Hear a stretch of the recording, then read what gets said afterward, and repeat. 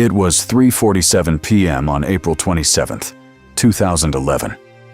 A mile-wide monster wrapped in 205 miles per hour winds descends on Smithville, Mississippi. The government saw it coming. 5 days earlier, meteorologists issued high-risk forecasts. Hours before impact, warnings were issued with near-perfect accuracy. Yet 23 people still died, not because the warning failed, but because 3 government systems failed simultaneously. This is the story of how perfect prediction met catastrophic infrastructure collapse. The Smithville 2011 tornado. The tornado that struck Smithville was an EF5. Maximum intensity. Winds exceeding 205 miles per hour. In 3.5 hours, it carved a path 37.3 miles long, 1.75 miles wide. In Smithville alone, it destroyed 117 structures, completely leveled them. 50 more were damaged beyond recognition. The tornado killed 23 people and injured 137 more. But here's what makes this disaster different from every other tornado story you've heard. The National Weather Service had issued warnings with 22 minutes of lead time.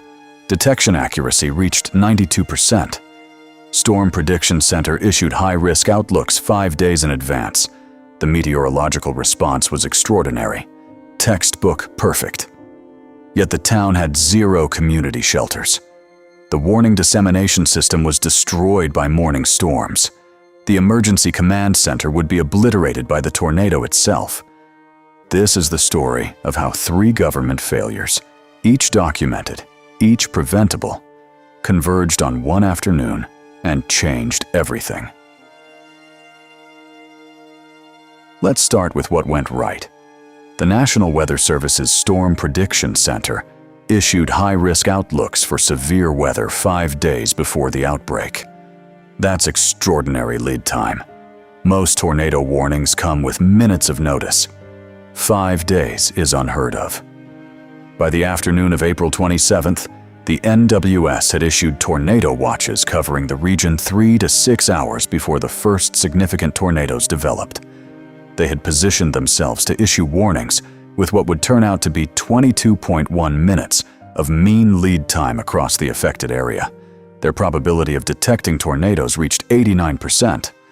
For Smithville specifically, the tornado warning was issued for Monroe County before the storm reached town. The radar signature was unmistakable. Strong tornadic circulation, debris signature at impact. By any meteorological standard, this was textbook warning performance. Here's where it gets complicated. Before the afternoon supercells developed, a powerful squall line swept through the region early that morning. We're talking 5 a.m. to 9:45 a.m. Central Daylight Time. This morning system produced embedded tornadoes of its own across Louisiana, Mississippi, Alabama, and Tennessee. And as it moved through, it caused widespread power and telephone line outages across Alabama and Tennessee. Hundreds of thousands of people suddenly without electricity. But here's the critical failure that nobody talks about. Several NOAA weather radio transmitter sites stopped functioning entirely, not just temporarily, for the remainder of the entire outbreak. These are the automated broadcast systems that push emergency alerts to weather radios in homes, businesses, and vehicles. The morning storms took them offline, and they stayed offline. By 3:47 p.m., when Smithville's EF5 tornado struck, those transmitter sites were still dead, still non-functional. Let me quote the National Weather Service's official service assessment directly. Ready for this? Because of this, more than 1 million customers were without power and had no warning of any approaching tornadoes later that day. 1 million people. No warning capacity. The contradiction crystallizes here. The National Weather Service issued a technically flawless tornado warning for Smithville. Accurate, timely, precise. But the system meant to broadcast that warning to residents had been destroyed by the morning storms and was never restored. before the afternoon outbreak struck. Think about what this means. If you were in Smithville at 3:47 p.m. on April 27th, and you didn't have a battery-powered weather radio, a functioning cell phone with power, or access to a television with power, you might not have known a tornado warning had been issued at all. The National Weather Service would later document this in their assessment. They identified damage to warning dissemination sources as a documented contributing factor to the fatalities. Not the warning itself, the infrastructure that was supposed to carry it. This was the first failure. Perfect forecasting. Disabled infrastructure. But there's a second failure. And it's even more damning because it reveals something about government preparedness that goes back years before April 27th, 2011. Even if residents had heard the warning, even if the NWR transmitters had been functioning perfectly, even if every person in Smithville had known 22 minutes in advance that a violent tornado was approaching, where would they have gone? The National Weather Service's own service assessment team documented the answer, and I'm going to read you the exact finding. Lack of availability of shelters and safe rooms was a documented contributing factor to deaths. Let me be clear about what this means. Smithville, Mississippi, a town in one of the highest tornado frequency regions of the United States, had no community tornado shelter before April 27, 2011. None. Mississippi gets hit by tornadoes regularly. The state has a documented history. Yet Smithville, a town of roughly 1,000 people in Monroe County, had zero engineered shelter facilities for public use. Now, here's where the government failure becomes visible. Watch this timeline. In the weeks and months after the tornado, federal and state agencies surveyed the damage. Engineers analyzed what happened. Scientists documented why people died. Government recommendations were issued. Lessons learned were compiled. And among those lessons, communities need tornado shelters. It took 2 years. 2 years before Smithville's school district rebuilt the local high school with something that should have existed before the tornado ever hit. A monolithic dome, tornado-resistant structure, built to withstand extreme winds. It serves dual purposes: a gymnasium for athletics and a community shelter capable of holding 800 people. 800 in a town that had zero shelters before 2011. And here's what's remarkable. Other Mississippi towns looked at what happened to Smithville and thought, we need that. Louisville, Mississippi explicitly looked to Smithville's rebuilt shelter as a model when they started planning their own community tornado shelter after a tornado hit their area in 2014. They said, essentially, we saw what happens when a tornado hits a town with no shelter. We're not letting that happen here. Soon, other small Mississippi towns followed the same pattern.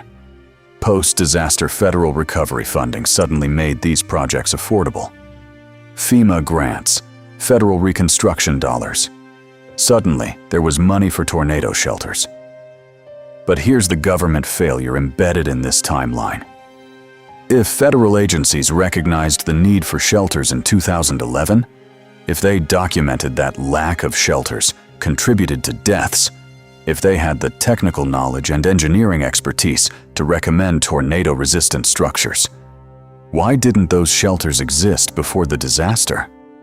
The National Weather Service assessment team found that larger communities, those with storm-ready designations, had superior shelter plans and emergency protocols already in place. But small Mississippi towns like Smithville, they lacked the funding mechanisms, the regulatory mandates, and the resource capacity to build shelter infrastructure pre-disaster. This reveals a systemic policy failure. Tornado preparedness funding at federal and state levels favored larger metropolitan areas. Rural communities, where funding is scarcer and tax bases smaller, were left structurally vulnerable. The government could predict a tornado outbreak 5 days in advance, but it took 2 years and 23 deaths for the shelter that should have been there all along to finally be built. And that's still not the complete picture, because there's a third failure. This one happened during the tornado itself, and it shows us that even the buildings government was supposed to protect us from disasters were destroyed. The EF5 tornado that hit Smithville didn't just destroy homes and churches. It directly targeted critical government infrastructure, the very buildings that were supposed to protect citizens and coordinate response when disaster struck. The police department was completely destroyed, leveled. This wasn't a side effect of the tornado. The tornado directly struck the building meant to serve as the emergency command center during disaster response. Think about what that means. The police station, where dispatchers coordinate ambulances, where officers direct traffic, where 911 calls are answered, where search and rescue operations are launched, was reduced to rubble before the crisis even began. No command structure, no communications hub, no ability to even answer emergency calls from panicked residents. City Hall, destroyed. The central hub of municipal government operations, gone. This was where city officials would activate emergency plans, where the mayor declares a state of emergency, where public works coordinates cleanup and recovery. The nerve center of local government response capacity, obliterated in seconds. The post office, destroyed. Communications infrastructure eliminated. In 2011, when cell service was spotty and social media wasn't what it is today, the post office served as a critical communications backup. Mail delivery for emergency supplies, coordination with federal agencies, community bulletin boards for missing persons. All gone. And then there was the water system. The tornado destroyed the water treatment center. It damaged the elevated storage tank. A car actually struck it. It bent pipes throughout the town. The result? Half of Smithville was left without water in the immediate aftermath. No clean water for drinking. No water pressure for firefighters to combat the inevitable post-tornado fires that would break out in the wooden debris. No water for hospitals treating the injured. No water for sanitation as sewage systems failed. The sewer system backed up with debris from the tornado. Raw sewage mixed with tornado wreckage became a public health nightmare. No water for hand washing. No water for wound cleaning. No water for basic hygiene when disease outbreak was the greatest immediate threat. This reveals a cascading infrastructure failure that unfolded in real time. Government buildings that were supposed to function as command centers during emergencies were designed or positioned in ways that left them vulnerable to the exact disaster they were supposed to help coordinate response for. Consider the building codes. These weren't private homes built by individual owners. These were public buildings, funded by taxpayers, designed by architects, approved by city planners, constructed to government standards. Either these buildings were constructed to older building codes, inadequate for EF5 wind speeds of 205+ miles per hour, or local officials failed to implement modern hurricane-resistant standards despite Mississippi's well-documented tornado risk, or they were simply sited in harm's way when a long-track violent tornado passes directly through a small town of 1,000 people. Yes, mutual aid networks eventually activated. State emergency management arrived. FEMA teams deployed. National Guard choppers flew in supplies. Federal dollars flowed for recovery. But those first critical hours, when a local police department triages injuries, when city government activates shelters, when public works clears roads for ambulances, when the fire department fights spot fires before they spread uncontrollably, those golden hours when local knowledge saves the most lives. In Smithville, there was no local response capacity because all local response infrastructure had been literally wiped off the map. External help arrived to a town with no functioning government to even receive them, direct them, or coordinate with them. This wasn't just a tornado hitting a town. 3 separate government failures, 3 different timelines, 3 distinct points of vulnerability. 1. The warning system infrastructure was disabled by the morning outbreak and never restored before the afternoon tornado struck. Perfect forecasting. Disabled dissemination. 2. The town had no community shelter despite being in a high tornado risk zone, and despite government agencies having the technical knowledge and resources to build one. The shelter was built 2 years after 23 people died without one. 3. The government buildings meant to coordinate emergency response were destroyed by the tornado itself, eliminating command and control at the moment it was most needed. What we're looking at here isn't a story about a single tornado or a single day. This is a story about how rural America's tornado preparedness infrastructure, before, during, and after disaster, was systematically underfunded and underprioritized. The government can now predict tornadoes 5 days in advance. The meteorological science is extraordinary. 92% detection rates, 22-minute warning lead times. This is world-class forecasting. But prediction isn't protection. Warning someone that a disaster is coming doesn't save lives if there's nowhere safe to go. Issuing a technical warning to a disabled broadcast system saves no one. Building command centers that can be destroyed by the disaster they're supposed to coordinate response for, that's a structural vulnerability, not an individual failure. Smithville received a 5-day warning. The government knew this outbreak was coming. But the town had a 2-year shelter gap, infrastructure vulnerabilities that took a disaster to become visible, and another 2 years to remedy. That's not a forecasting failure. That's a preparedness failure.